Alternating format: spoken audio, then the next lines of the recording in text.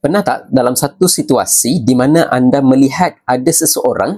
apabila dia mengecapi sesuatu kejayaan, maka dia cenderung untuk memberi justifikasi bahawa kejayaan tersebut adalah datang daripada banyaknya usaha yang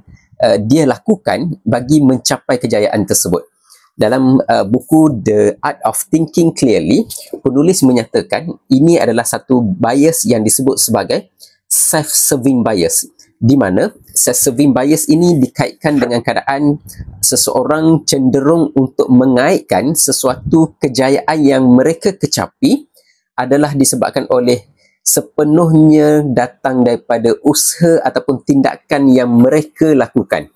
berbanding dengan apabila mereka mengalami keadaan yang tidak baik, keadaan yang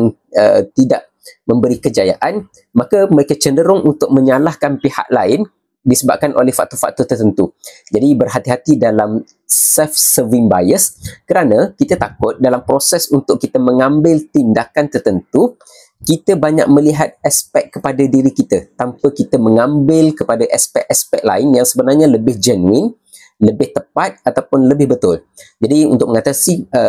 keadaan ini, penulis mencadangkan untuk kita dapatkan feedback daripada orang lain bagi memastikan maklumat yang kita dapat itu adalah maklumat yang tepat, ataupun bertanya kepada mereka yang kadang-kadang kita anggap sebagai musuh kepada kita sebenarnya. Dia adalah satu cara juga untuk dapatkan feedback yang baik, yang genuine dan tepat, dan akhirnya dia membantu kita untuk membuat keputusan